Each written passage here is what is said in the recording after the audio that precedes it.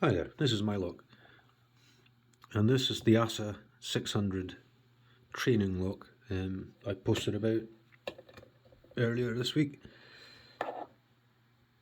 I've populated it with 5 gin spools. The core's got the gin milling. The lock actually, when I got the lock, it had 6 standards, 6 standard driver pins in it, no gins, but it had the milling in the core for the gin spools. So I've sacrificed a couple of other ASSA 600s that had poor bitting. They were all part of a master suite, so it turned out with that locks that only one gin spool was actually fully engaged in the milling, so the locks weren't that difficult to pick. But this one I've repopulated. I've taken the standard drivers out, apart from the standard driver in chamber 3, because chamber 3 isn't milled anyway, so I thought just leave the standard in there. But all other chambers have gin spools, and the gins, I've made sure that the gins are all actively engaged in the milling, so they all catch the milling. And yeah, so it's five gin spools and 1 standard. And we'll give it a go.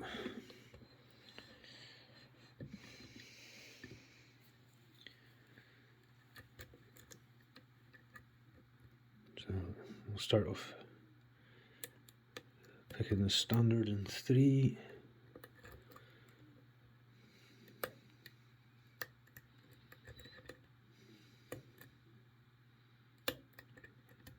Just try and, there we go. So that's the standard set, and I believe that is now all the gins picked up and to the point where the gins are engaged in the milling. So as I'm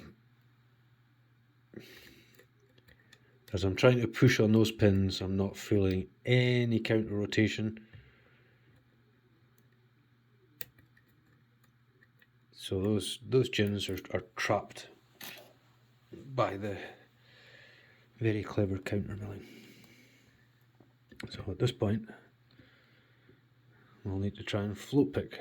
So I just have to manually counter rotate. So there may be a bit of bouncing going. So I think that was 6.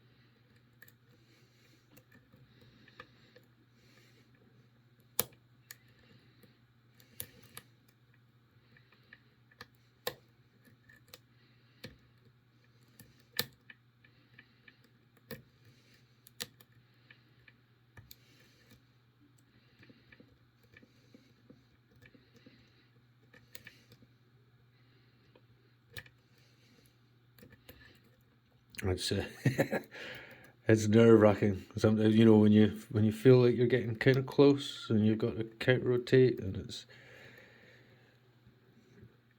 almost at the point where you're about to drop everything. Yeah, I've only had one successful pick. I had a wee go last night. It's the first time I've really tried to float pick.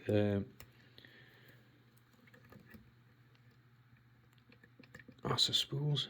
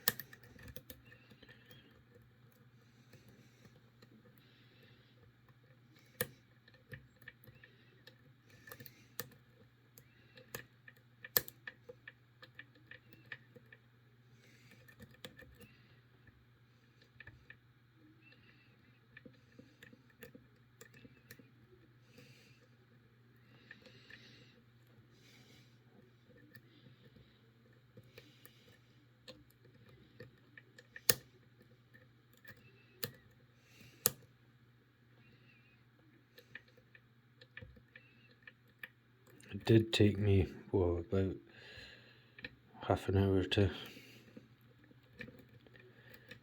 successfully open it last night, but there we go. 6 minutes, and a good bit of that was blethering at the start. Blethering, Scottish word for talking. So yeah, zoom out. And there we go. That's definitely open.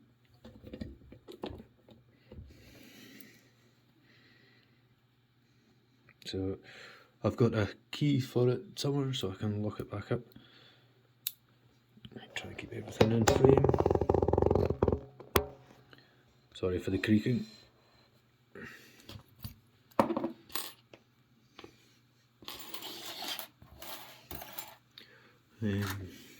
Don't need that.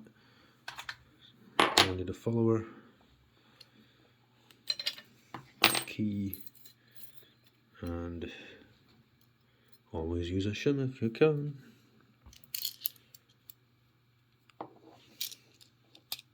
See, the reason I've decided to use this as a training lock is I was going to progressively pin it. It's got the retaining bar there that you can just pull out, and it opens up all the chambers so you can top load, which is handy for a training lock, especially if you're pinning it up so that the key might not necessarily work. But I kept the key pins the same on this lock and just swapped out the driver pins for gins.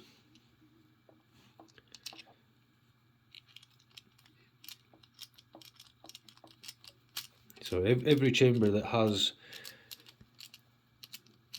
the gin milling has a gin in it that is fully engaged.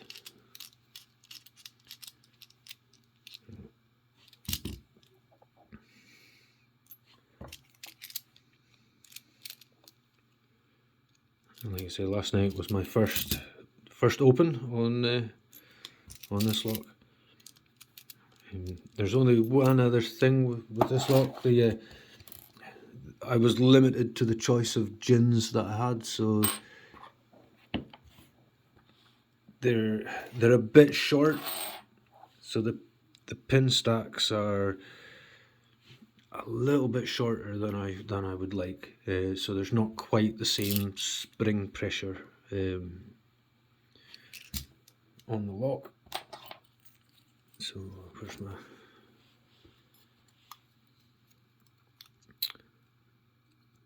But like I say, I'm just very much a novice at the ASSA gins, so I'm still pretty chuffed at being able to pick this with 5 gins.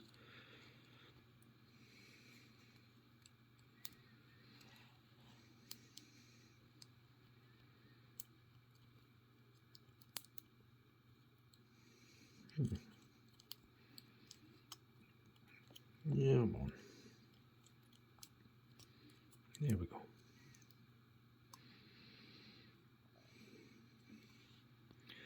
So follower.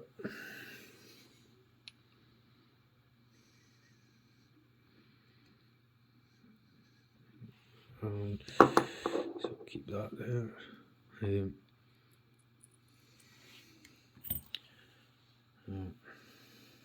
Let me get the light down. Just to be sure. That's got the undercut there. That's got the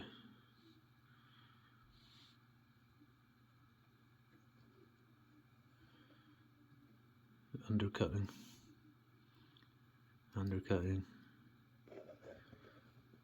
Undercut. Pin 3 is the only one that doesn't have the milling.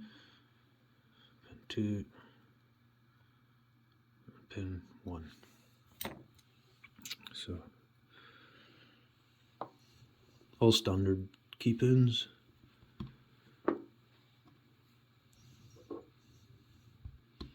So because I didn't have any long gin spools. Basically short and medium were the only sort of lengths I had. And pin 1 being such a short keep-in.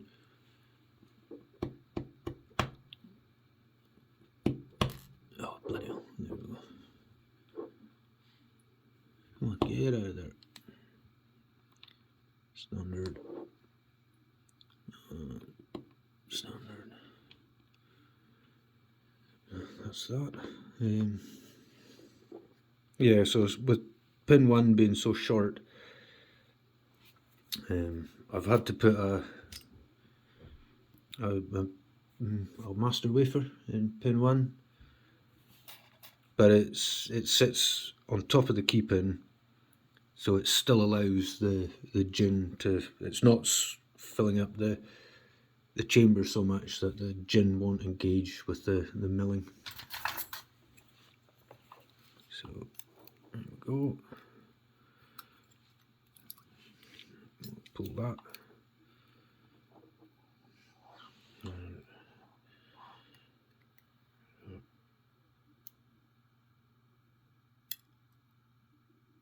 There we go. So that's the master. So even with the biggest gin spool I had, without the master wafer, it just was it was barely sticking proud of the chamber. So yeah, I had to use it. So there's another gin spool.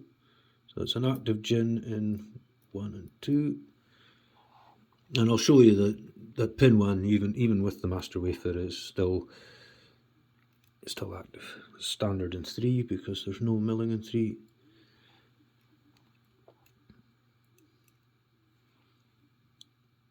Gin in 4. And the stacks are a little bit shorter than they should be, but they're all fairly balanced. And another gin in 6. So there we go.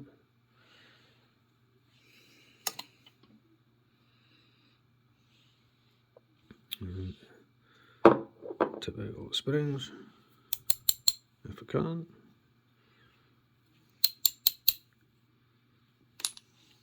Two.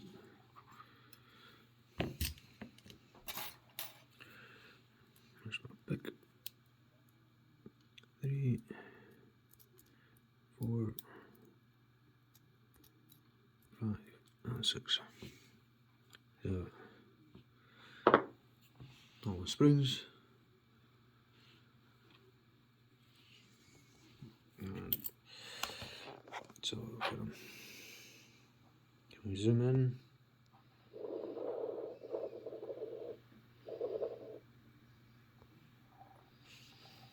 There we go. That's the 5 gins.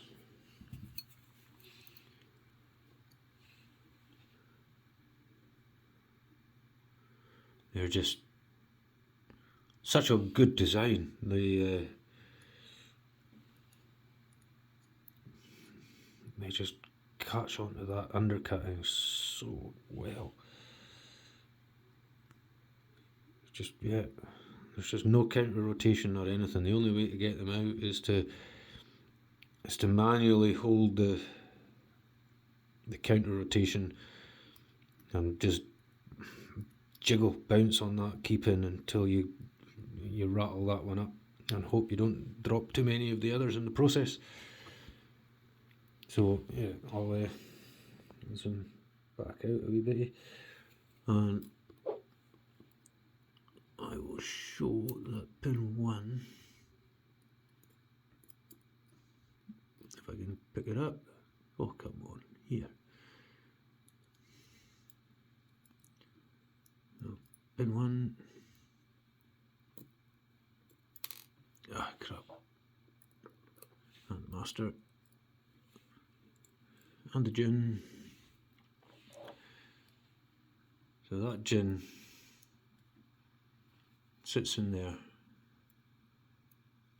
and the top of that gin is still able to fully lock in underneath that countermilling. Oh, I mean, that was going nowhere until it pinged. So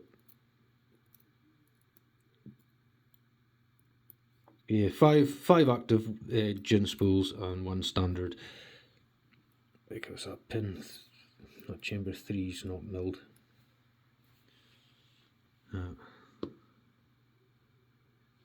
Still, I'm quite chuffed for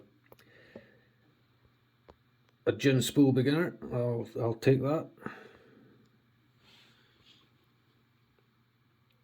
There we go. Chuffed to bits. Thanks for watching, everybody. Have a good one. Cheers.